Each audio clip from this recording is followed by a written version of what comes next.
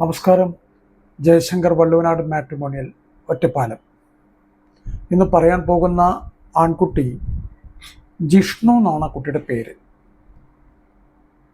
ജിഷ്ണുവിൻ്റെ നാള് വന്നിട്ട് പൂരോരട്ടാതി. നോ ദോഷം എന്ന് എഴുതിയിട്ടുണ്ട്, അരദോഷം വരെ ചേരും എന്ന് എഴുതിയിട്ടുണ്ട്. 26 വയസ്സ് ആ കുട്ടിക്കായിരിക്കുന്നു. അദ്ദേഹത്തിൻ്റെ ക്വാളിഫിക്കേഷൻ BE ആണ്. അച്ഛൻ പുഷ്പരാജ്, അമ്മ ശ്രീദേവി. ഒരു ബ്രദറുണ്ട്. ബ്രദർ US പഠിക്കുകയാണ്, ഇൻറ്റേൺഷിപ്പ് ചെയ്യുന്നു. പാലക്കാട് സെറ്റിൽഡ് ആണ്. ഈ കുട്ടിയുടെ ഹൈറ്റ് വന്നിട്ട് 172 സെൻറ്റിമീറ്റർ, വെയ്റ്റ് വന്നിട്ട് 72 kg. പ്രീഫറബിൾ ഓക്യുപ്പേഷൻ എന്ന് പറയുന്നുണ്ട്. പ്രീഫറബിൾ ഓക്യുപ്പേഷൻ പെൺകുട്ടികളുടെ BTech, BE, CA, BDS, MBBS. ഇദ്ദേഹത്തിൻ്റെ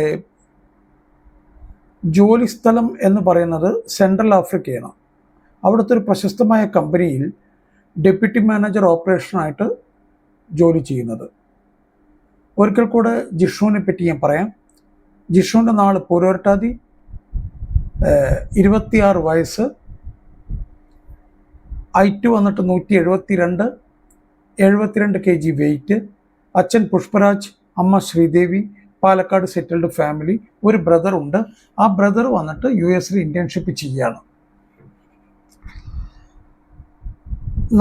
ചേരാത്ത നാളുകൾ പറയുന്നുണ്ട്. അതായത് നോൺ മാച്ചിങ് സ്റ്റാർസ് അവിട്ടം, ഉത്രം, ഉത്രാടം, മൂലം. ഒന്നുകൂടെ പറയാം: അവിട്ടം, ഉത്രം, ഉത്രാടം, മൂലം. അപ്പോൾ ഇത്രയും നാളുകൾ നോൺ മാച്ചിങ്ങുമാണ്.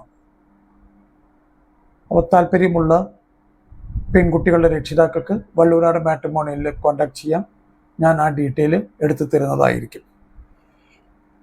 എല്ലാ വീഡിയോകളിലും പറയുന്ന 1-2 പോയിന്റുകൾ ചിലപ്പോൾ നിങ്ങൾക്ക് വിവാഹം നോക്കുന്ന കുട്ടികളുടെ അച്ഛനമ്മമാർക്ക് ഉപകാരപ്പെടുന്നതാവും എന്ന് വിശ്വസിച്ചുകൊണ്ടാണ് ഞാനിതെല്ലാം പറയുന്നത്.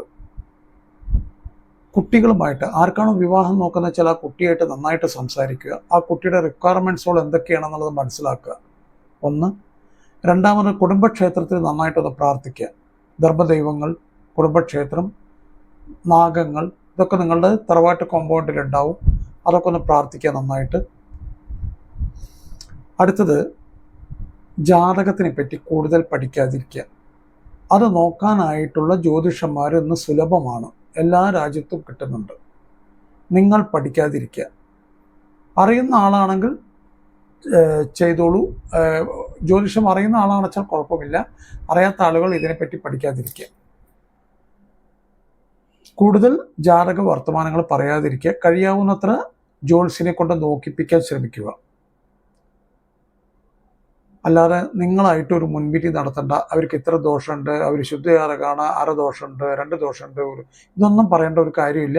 നിങ്ങളത് നോക്കിയാൽ മതി. ജ്യോത്സ്യരെ കൊണ്ട് നോക്കിയാൽ മതി. അടുത്തത്, എല്ലാം ഓക്കെയാണ്, ജ്യോത്സ്യരെ കൊണ്ട് നോക്കിച്ചു, ഫോട്ടോ കണ്ടു, കുട്ടികൾക്കൊക്കെ ഓക്കെയാണെന്ന് തോന്നിക്കഴിഞ്ഞാൽ തീർച്ചയായിട്ടും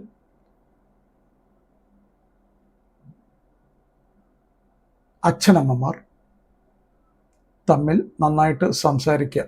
2 വീട്ടുകാരുടെയും, അതായത് ആൺകുട്ടിയുടെ വീട്ടിലെയും പെൺകുട്ടിയുടെ വീട്ടിലെയും അച്ഛനമ്മമാർ നന്നായിട്ടൊന്ന് സംസാരിക്കുക. ഒന്ന് ഉള്ളിൽ വെച്ച് ഒന്ന് പുറത്തേക്ക് പറയാതിരിക്കുക.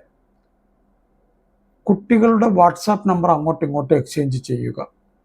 അത് എക്സ്ചേഞ്ച് ചെയ്ത് ഒരു 15 ദിവസമെങ്കിലും അവർ നന്നായിട്ടൊന്ന് സംസാരിച്ചൊരു ഫ്രണ്ട്ഷിപ്പ് ബിൽഡപ്പ് ചെയ്യുക. Education, medicine, banking, loans, family background, ഇതെല്ലാം അന്വേഷിക്കണം. കുട്ടികൾ തമ്മിൽ നന്നായിട്ട് സംസാരിക്കണം.